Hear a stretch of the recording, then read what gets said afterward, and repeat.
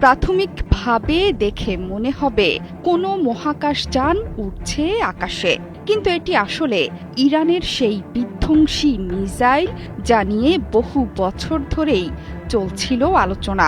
রাতেই যেই মিসাইল উৎক্ষেপণ করেছে ইরান, তেহরানের আকাশসীমা পেরিয়ে উড়ে যাচ্ছে ইসরায়েলে। এ সময় সৃষ্টি হয় এক অভূতপূর্ব দৃশ্যের। এটি আছড়ে পড়েছে তেল আবিবের সামরিক স্থাপনায়। এই আল্ট্রা হেভি দূরপাল্লার ব্যালিস্টিক মিসাইলের ক্ষমতায় রীতিমতো চমকে উঠেছে গোটা বিশ্ব। অপারেশন ট্রু প্রমিস 4-এ ইরানি মিসাইল সেজ্জিলের আকাশে মহাকাশযানের মতো উড্ডয়নকে ঘিরে তৈরি হয়েছে তুমুল চাঞ্চল্য। এর মধ্যেই ইসরায়েলে ধ্বংসের চিহ্ন ফুটে উঠেছে চরম মাত্রায়। চারদিকে আগুন, ধোঁয়া, বিস্ফোরক।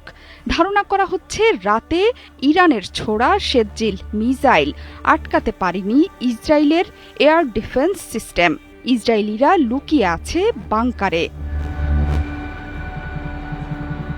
আইআরজিসি এরই মধ্যে জানিয়েছে, আক্রমণের প্রথম কয়েক ঘণ্টায় পুরনো মিসাইল ছোড়া হয়েছে। এরপর রাতে ছোড়া সেজ্জিলে ইরানের অবিশ্বাস্য মিসাইল ভান্ডারের প্রথম মহাশক্তিশালী মিসাইল হিসেবে আছড়ে পড়ে ইসরায়েলে।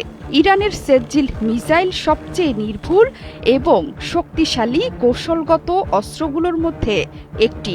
সম্পূর্ণ দেশীয়ভাবে তৈরি ব্যালিস্টিক মিসাইল, যা 2000 থেকে 2500 কিলোমিটার দূর পর্যন্ত যেতে পারে। 700 থেকে 1000 কেজির বিস্ফোরক বহনে সক্ষম। 2008 সালে প্রথমবার এই মিসাইলের পরীক্ষামূলক উৎক্ষেপণ করে তেহরান। এমনকি 2021 সালেও সামরিক মহড়ার সময় সেজ্জিলকে গুরুত্বপূর্ণ অস্ত্র হিসেবে বিশ্বের সামনে আনে তেহরান। তখন থেকেই ভবিষ্যতের আক্রমণে সুপারসনিক এবং ব্যালিস্টিক মিসাইল ব্যবহারের সিদ্ধান্ত নিয়েছিল তেহরান। ইরান যে শুধু সেজ্জিল দিয়ে ইসরায়েলে ধ্বংসযজ্ঞ চালাচ্ছে তা কিন্তু নয়।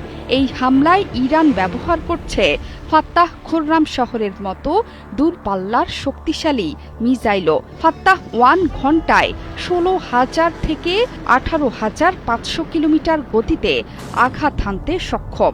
এছাড়া ইরানের আছে বিশাল ড্রোনের বহর। পুরো মধ্যপ্রাচ্য জুড়ে থাকা মার্কিন স্থাপনায় আঘাত হানছে শক্তিশালী মিসাইল আর ড্রোন। সব জায়গা থেকেই আসছে হতাহতের খবর। এর মধ্যেই ইসরায়েলে ধ্বংসযজ্ঞের ভিডিও ছড়িয়ে পড়েছে সামাজিক মাধ্যম থেকে গণমাধ্যমে। চারদিকে ধোঁয়া, আগুন, বিস্ফোরণ। 24 ঘণ্টায় সক্রিয় আকাশ প্রতিরক্ষা ব্যবস্থা। তা সত্ত্বেও দমানো যাচ্ছে না ইরানের মিসাইল বহরকে। শনিবার রাতে ইরানের চালানো মিসাইল হামলার আঘাতে একজন ইসরায়েলির মৃত্যুর খবর পাওয়া গেছে। আহত হয়েছেন আরও 20 জন। এই তথ্য নিশ্চিত করেছে ইসরায়েলের জরুরি সেবা সংস্থা মেগান ডেভিড আদম।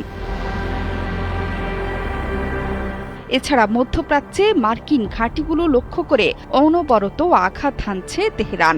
আয়াতুল্লাহ আলী খামেনির মৃত্যুর পর নতুন শক্তিতে এগিয়ে যাচ্ছে আইআরজিসি বাহিনী।